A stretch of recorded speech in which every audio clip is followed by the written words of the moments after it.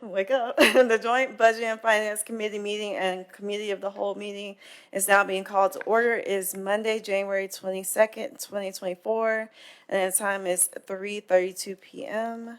Councilors, have you had a chance to look at the minutes from the last meeting? Yes, I move approval.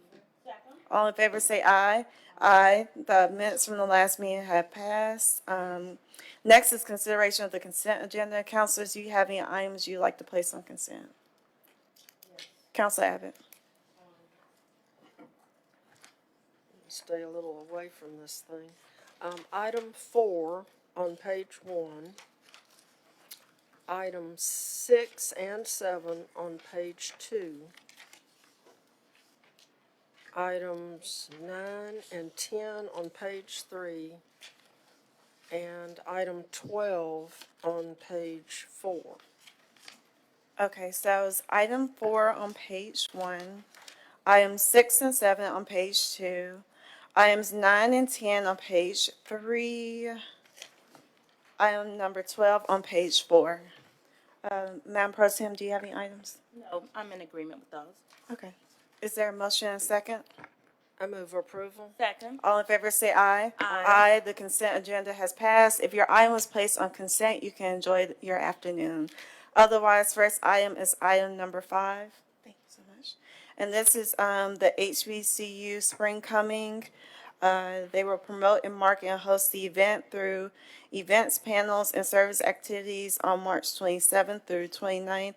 The city will provide incentives to the HBCU Spring Coming in the form of $100,000. Move the item.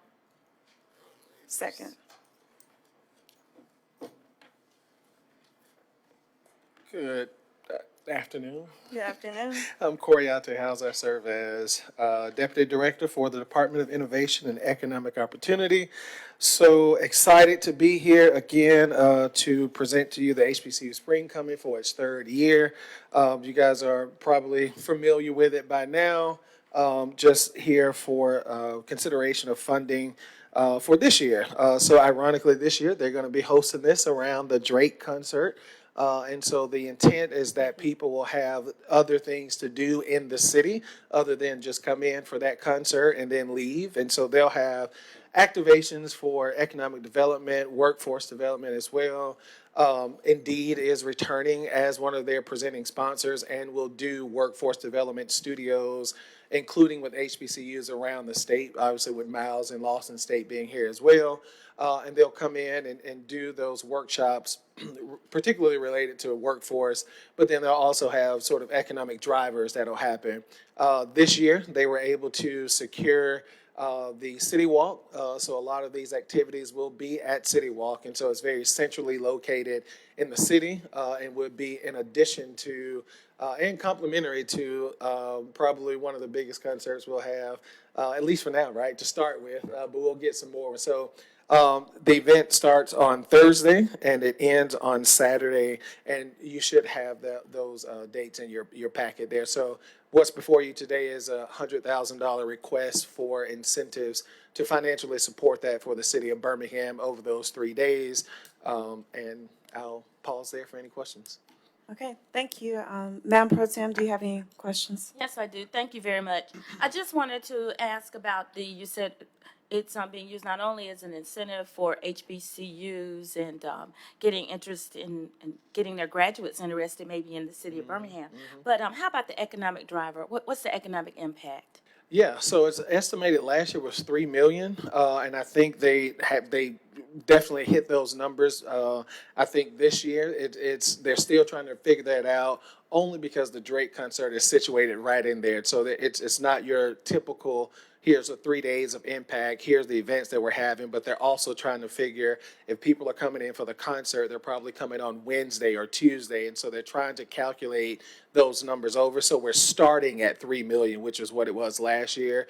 The conservative estimation for this year is just about 5 million that they're trying to hit for that. Again, because of the Drake concert right there in the middle of it, people are coming in a little earlier. So they're trying to figure out how to capture them and then help them stay through the weekend for Birmingham. Thank you very much. Yeah. Okay. Councilor Abbott?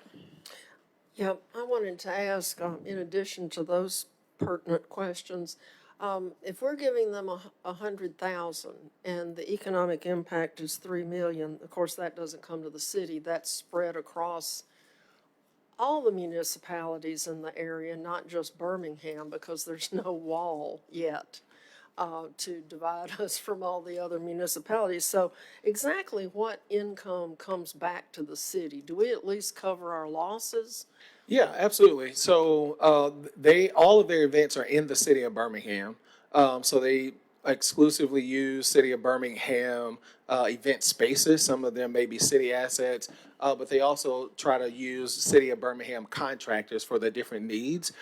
So on top of people staying overnight for those 3 days, so you have the hotel lodging tax and you have sales tax from people who will be in the city during that time. If you'll recall, our first investment was $250,000. Last year it was $150, and this year it's $100. So we're starting to scale back on our investment over the years. But that's primarily where the return comes from, is sales tax and those who stay overnight, including their teams who come from Los Angeles and New York. Well, in reading the backup information, I was wondering as I was sitting there reading it, what is the point of this? Is the point to do workforce development and training, or is it to have a good time? So primarily, it's an economic driver for workforce, particularly situated for HBCU students. So HBCU spring coming, if you're attending an HBCU, there's sort of a big family gathering. So the feel is that you're able to bring HBCU students, both alumni and current students, together to talk about what Birmingham looks like for the future, and hopefully they move here and they're able to find jobs. And so Indeed comes in as a workforce sort of engine and platform to talk about what it looks like in this new economy to work and how do you partner with Indeed. But then they also partner with HBCUs around the area and the state to make sure that their students are available to come to know what Birmingham looks like for workforce and economic development. So it's a little bit of economic development and talking about Birmingham and showcasing it. And then it's also workforce development and making sure that those students who primarily don't get access to this sort of intense studio of workforce to be in Birmingham to look at Birmingham as well. As you know, Alabama has the most HBCUs, and so they have a really natural market to make sure HBCU students in Alabama have a space here in Birmingham. And then we come in and try to make sure that we market Birmingham in the right way so that they come and live here. Okay, gotcha. Yeah. Okay, thank you. Okay, I don't have any questions. Well, there was a motion and a second. All in favor, say aye. Aye. Aye, number 5 passes. Thank you. Thank you. Next item is item number 8, and this is a project funding agreement between the city of Birmingham and is it Country Kitchen, under which they will undertake a project that will include the hiring of an additional 5 employees. The restaurant is located at 101 40th Street South, Avondale. The city will provide financial incentives to the restaurant in the amount of $15,000. Move the item. Second. Hey, good afternoon. Good afternoon. I'm Monique Shorts, and I serve as the Senior Program Manager for the Office of Business Diversity and Opportunity. And I stand here today with a candidate for our RISE funding. As you know, RISE stands for Retention, Incentives for Success and Expansion. First, I want to say thank you again for approving the RISE ordinance. And second, I want to focus on the E in RISE. So Country Kitchen is a Southern Comfort barbecue, has flavors and with a country flair. They're located in Elysian Gardens in Avondale. He started as a food truck in 2018, and he expanded last July. So we're here today to ask for $15,000 for approved funding to expand his staff. If you have any questions, he's here to answer them. Okay, can you introduce yourself for us? My name is DeMarcus Rogers. I'm the owner of Country Kitchen. Okay, perfect. Council Abbott, do you have any questions? Yeah, I wanted to know, I know that you had a food truck and it was successful, or you wouldn't be having a brick and mortar store, but have you ever run a restaurant, a brick and mortar one before? I've never ran a brick and mortar before, but the food truck is a pretty good idea of how brick and mortar would run, minus some of the overhead that you have. Well, and the noise from those compressors. So, and this is barbecue Yes, ma'am. in Avondale. Yes, ma'am. Well, that's good. We need more food in Avondale. the 5 employees that you're going to hire, how many employees do you have now? Right now it's 2. So I usually have on the food truck. On the food truck, we have someone at the window, and then I'm back there fixing the plates. In the restaurant, we'll need someone to market for one, because I want to get more into the catering aspect at the brick and mortar. And then we'll have someone prepping the food and preparing the food as well as at the restaurant. And I want to entertain the idea of having a delivery driver, because we've noticed that the fees from DoorDash and other delivery companies are very high. So I want to have one of my staff members that actually employ them to deliver. Okay, so you're thinking that your 5 employees over 5 years are going to be hired within about a year? Yes, ma'am. Yeah, I mean, Because it seems to me like you need a lot of help yes. to run it. And just so I can get a picture of where it is in Avondale, what used to be there? Ma'am. What used to be in that location? So, to my knowledge, it was an old church, and they tore that church down years ago. Actually, one of the members of the church came and ate with me about a month ago, but they totally demolished the church or whatever. And the guy that built the establishment, he built out like a bar. He had put 2 restaurants out there. It's right behind the hardware store, H&H Hardware. If you're familiar, it's right there Yeah, beside I it at know Legion right Go. where it is. Well, good, that'll clean up that area. Yeah, Because and it- actually, it they've needs a already, little they're help. developing the back of it already. Yeah, that's good, because for a while it was kind of gnarly looking over behind H&H, like a junkyard. Right. Yeah. So, well, that's good. Thank you for answering my questions. Thank you. Okay, Madam Pro Tem? Thank you, Madam Chair. Thank you very much. I just wanted to ask a little bit more about the concept. I haven't been to, it's Elysian Gardens. How many, you said there are 2 other restaurants that are in there, or what's in there? Tell me a little bit more about. Okay, so the way it's set up, you have a bar on one side. It's it's a covered open bar concept. So you have the bar on one side, and then you have my restaurant. Then you have a wing spot separated by restrooms. But have you ever been to Avondale Brewery? It's like that outdoor concept. We have covered seating. To prepare for the winter, we kind of wrapped it up and put heaters on the inside. So like in the spring and summer, most people want to sit out. We have concerts. We watch football games. We do a lot of events. We have weddings out there. A lot of events. Oh, great, thank you. And this part is the E and Rise. This is employment, or what is this one?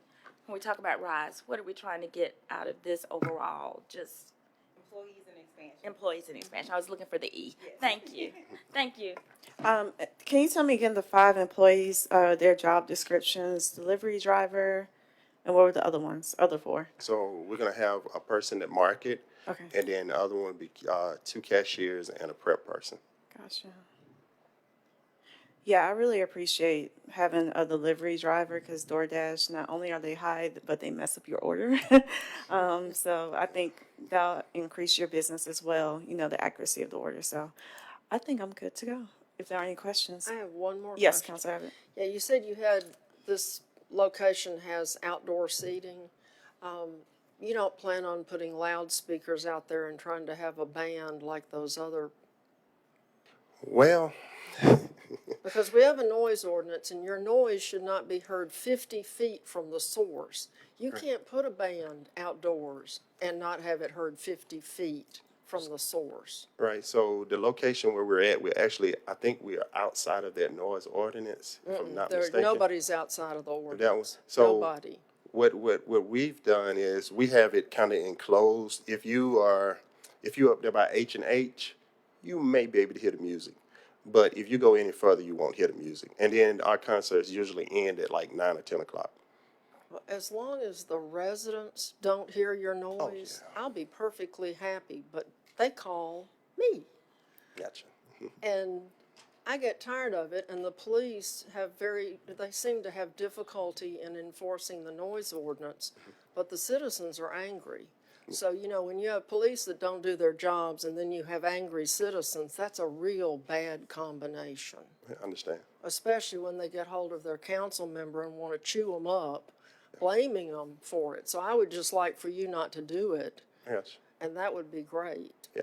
And at least keep it quiet, not try to knock them out of their seats while they're eating your food. Totally understand. Thank you. Thank you.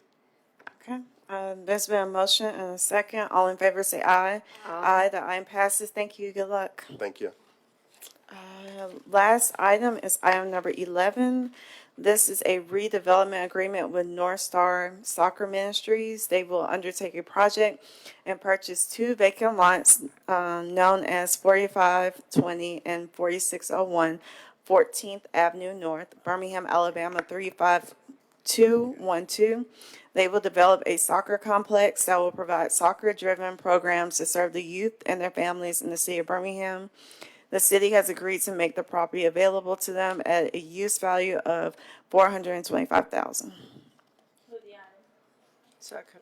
Okay, good afternoon. Good afternoon, councilors. My name is Janice James Dothert.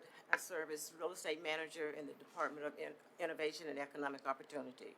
This afternoon, I bring in North Star Ministries, Soccer Ministries, here today to seek your approval and support for the sale of the property of two vacant lots in in 14th Avenue North, in the Kingston kind of community, that they're looking for a home. North Star Ministry's been around, I guess, since about 1996 under different names, but it's still serving our youth. And they're looking for a location that they can call home, and the youth can actually have their own field where they can do their home games and do their practices without having to move around to different locations. So to directly have a property they could own and operate under North Star Ministries is what they're looking for. Paul, the executive director, is here also to answer any questions that you may have. All right. Can you introduce yourself? Yes, and that was very good. I'm Paul Neville. I'm the executive director of North Star Soccer Ministries. And correct, I started the organization in 1996. We had different names, but we started doing soccer in 2002, and approximately 2000, and it grew. Started not doing other things and focused more on the soccer. In 2018, we changed our name to North Star Soccer Ministries. We have always worked with youth throughout the city of Birmingham, and but now we do that solely through the tool of soccer. And we have used a variety of fields over the years. I live right up from Legion Field, and we've used that field right outside since 2002, off and on. And we've used fields on the east side. Currently, we're using Holy Rosary. This is Harry Heikela with Holy Rosary Church. They have a little field there, and we partner with them, use that field. But like last fall, we had to leave the property for 3 weeks, having to do with Magic City Classic. So yes, bounced around a lot. A permanent home is what we're looking for. This property, I think you have the drawings, the draft drawings, and so that would allow us to put actually two full-size fields there, and the second lot would be for parking at this point. Eventually, phase 2, we would seek to build a building for organizational, headquarters. But first, we'll get the fields set up, and then add that in Thank you. a piece of that parking area. Yeah. So we're serving about different ways that provide us a permanent home. Also, so we're serving, this past fall, we had about 280 kids, and we were not able to we had our younger kids, our elementary ages, they play their games at that field next to Legion Field. But our older kids, what we call club teams, middle school and up, they didn't have any home games. I think we're going to get some this season, but even if the league allows it, it's tight because of space and being able to get everyone in. So this would give us the ability to definitely have home games, have a soccer specific field that's developed for it, and then be able to grow our program. I have roughly estimated that instead of 220, 280, 300. We could on a Saturday have more like 800 coming out for games because of the size of the proposed space. It's great for us, and I feel like good for the city too. We'll be able to be seen from the interstate. So we can put up a sign and attract attention, and people can see the field. And it will turn what's now vacant, not so attractive land into a nice youth sports complex that people would see as they come off of from the airport. Yeah, what questions? I got you. Madam Pro Tem, do you have any questions? Yes, I do. Thank you very much. I just wanted to have questions about, from your diagram, you're near the Duty School, is that correct? Right, Dupuy That School is building. right there. Where your yeah. parking is gonna be? Parking will be right next to it, yes. Okay, and what homes, are there any homes or residential homes that are near this area? I'm just thinking of, I used to live near a baseball field. And so, of course, the crowd could get, and it was a nice sound, didn't bother me. But sometimes, you know, as kids are playing and everything, so I was just wondering about any residential areas near there. Single-family homes in the surrounding area. I'm actually going to the Kingston neighborhood meeting tonight, Okay. and we'll see what concerns they have. I'm very confident we can address any concerns they might have as far as parking, because this is more than enough space for parking. That's one of the reasons why they use the other site to keep parking, especially like on Saturdays when the kids are playing. If parents are, that's the day they get out and do their chores and stuff, they won't be in the way. This new traffic with the complex won't be parking on the street and in their way of getting around on the weekends. So he has plenty of space for the tournaments and parents to park for the kids to play. And one more question, Ms. Doctor, for you. Current zoning, what is this zone right It's zone R5. now? Okay, thank you. On the other side of Dupuy, you know, there's a little kids, Little League softball field over there as well. Okay, thank you. Okay, Council Abbott? Yes, I wanted to ask about, I looked at the online mapping, and it looks like you're surrounded on three sides by single-family residential, and then the interstate has the other side, and it's a heavily either wooded or overgrown property, whichever you would like to say. Am I in the right spot? Yes, yes. The wooded area, as I understand it, belongs to Coca-Cola, but yes. Belongs to, Coca-Cola. oh. Well, that makes it more If that matters. interesting. Maybe they'll bring y'all some Cokes. Maybe so, yeah. Through with your game. They're moving, I read recently that they are gonna have plans to reclaim what used to be. Stockholm Valves. Yeah, and they're building, but the area right by us will remain wooded, and I've definitely thought about approaching them for support in the future, but They could be your sponsor. exactly. Okay, and then, so you've got residential on three sides. What about access to the property? Are you going to be driving through little neighborhood streets with people's children and cats and dogs, or do you have some better way to access that property? I do not have another way to access the property. It's on the main street on 14th Avenue North. So the people on 14th Avenue are gonna get all the traffic? Yes, I ma'am, don't that's know, the only way yeah, to get to I that don't know property. any That's way the around only that. way to get there? Right. Okay, and how much parking will fit on this blank lot that's on our drawing here? I'm sure you have a layout somewhere. I don't have an exact, and we estimated we needed space for 250 cars or so, and, So do they fit? calculated, well, we need, 1.5 acres, as I understand for that. This is It's, three 3.7 acres. acres, so they have more than enough right now. Okay, so, and what times of day will these games be played? Games will be played, primarily on Saturdays. Team practices would be, in the evenings, Monday through Thursday. Okay, and, gosh, there was one other. You're gonna play, lighting. Will there be anything going on at night? Yes, and we will have to have lighting. That is correct. So practices usually run until 7:30 or 8, and currently that's what we're doing. And so, during the winter time, it'll get dark by 5, so we'll have to have lights.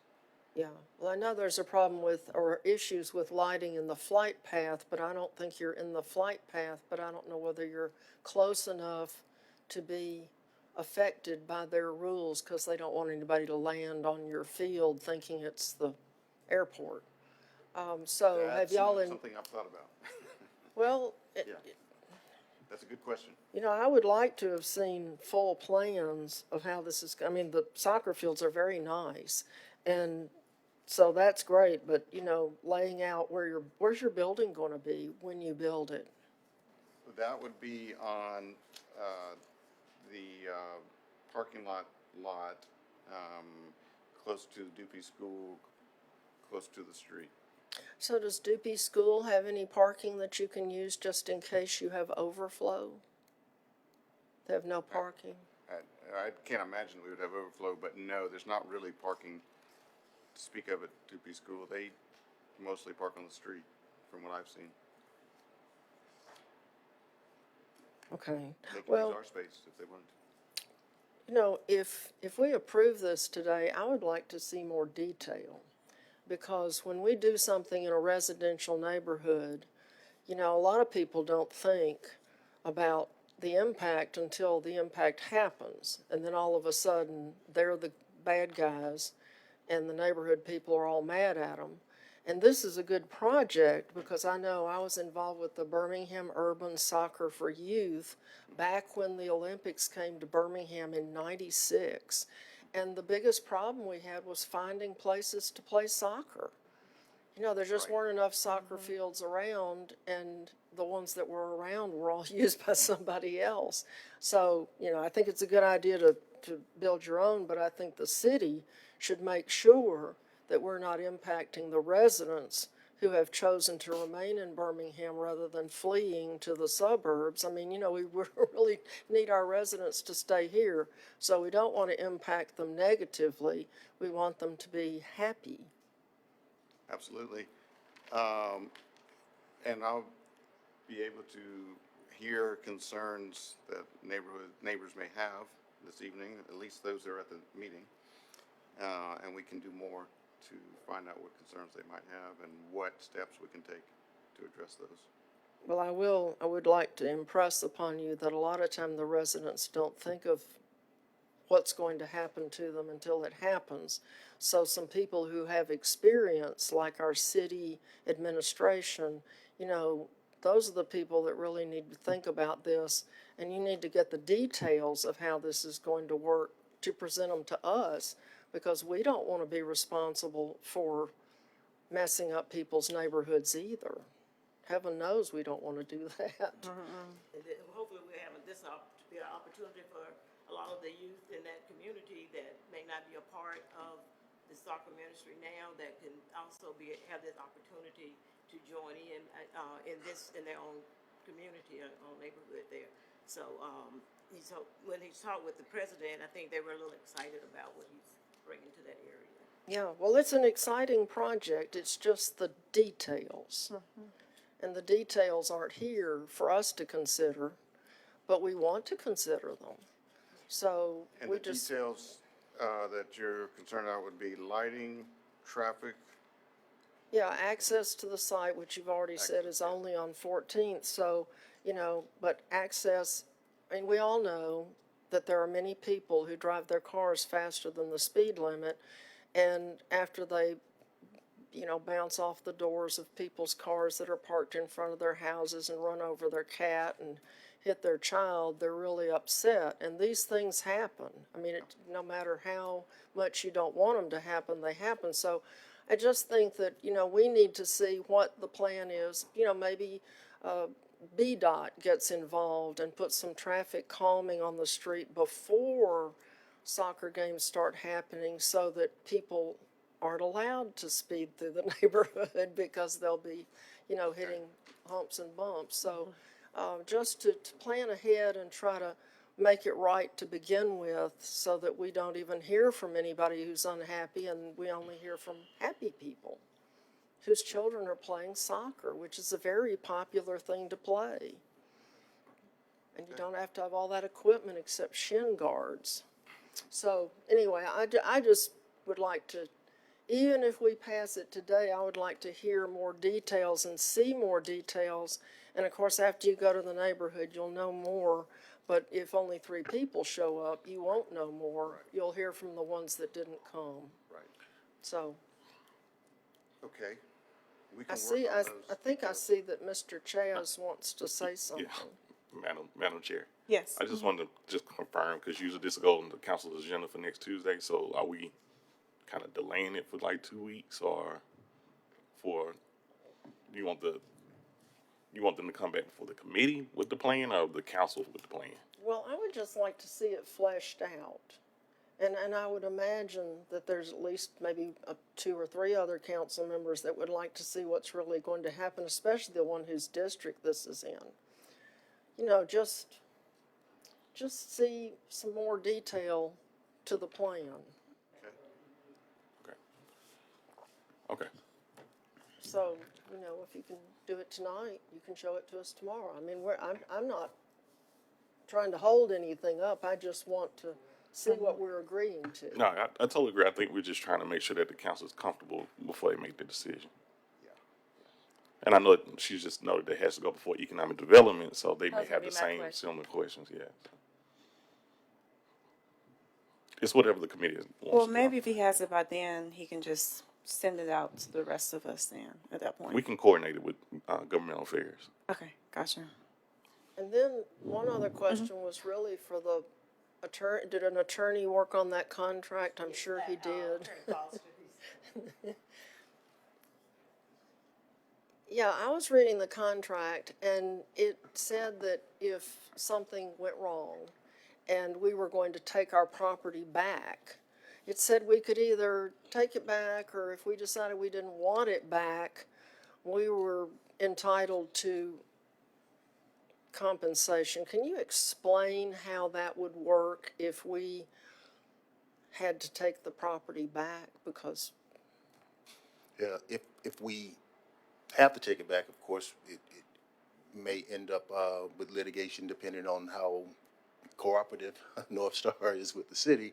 However, if we decide not to take it and we allow them to keep the property, should they sell the property, then what we have is a restrictive covenant on the property when we transfer it to them, that if it's sold, the city would get all of the profit, 100% of the profit from any sale.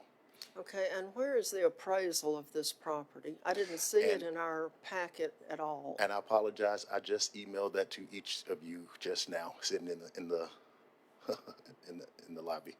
Well, here. Okay, well, I did appreciate that the documentation from the county was in there, and it said it was, of course, their calculations never match anything that anyone else ever thinks. And so, you look at their figures and it's like they just plucked them out of the sky. But seeing the actual appraisal would be nice. So thank you. Yes. Okay, Madam Pro Tem, do you No have other a question? questions? Thank you. I just have like 2 questions. Is there a fee for the kids to participate? Yes, our elementary program, standard fee is $50 for the season. And that includes a t-shirt, that they would wear for game days. And we adjust that, waive that when it's needed, but most of our families can do that amount. And then currently we have 2 after-school programs where we actually practice on site at those schools right at 3 o'clock, and then they come to our main game field for games on Saturdays. And those programs are only $25, so the different fees. And then our what we call club teams, which starts in older elementary, a little bit of overlap in ages, but middle school and up, and those are either older or just more skilled teams, and those fees are $100, plus they pay a uniform fee. They purchase their uniform, which they get to use multiple seasons. So there is a fee, it's flexible, and some of them are waived completely. We have sponsors Okay. for like, the Holy Rosary. We work closely with Holy Rosary, and they work with kids in the Gate City community, and a lot of those fees are waived completely. So it just depends. We try to make it, we do make it. We don't want any child to not play because of costs. Yeah. But we do want families to buy into it and have, to pay, something, as they're able. Okay, that's great. And then are you for profit or nonprofit? We're a then? nonprofit. Nonprofit, okay. Then one last question. What are the financial resources that you have to develop the property? So for the purchase, we have a commitment from a donor. Okay. For the property development, that we will be working on. I don't have exact commitments. I have Okay. that donor is giving an additional amount to start up that. And then I have brought on two who I've been working with the kids directly for most of these years. But I now have two part-time staff who are becoming the program directors. And I will shift over to resource development.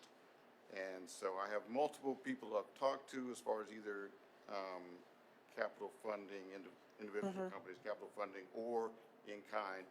And we also have a couple of grants that we're working on for capital improvement that we're preparing to work on as soon as we get to that point. Okay. So that's it's a big undertaking for Yeah. the size organization that we are. There's no denying that. But I'm confident that we'll be able to put it together.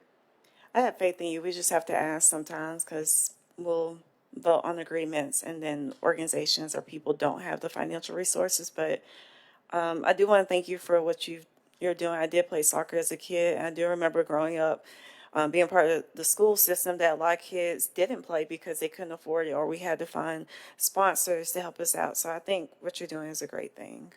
So, anybody else have any more? Council Abbott? I thought of one more thing, and that was the contract says that you're going to purchase more property. The contract, his contract says that they're going to purchase more property. Of course, we're giving the property, but what purchase? They're purchasing. No, we're purchasing. The property. It's not, we're not giving them the property. They're purchasing the property for the $425,000. Okay. Counselor, is the difference in the appraised value.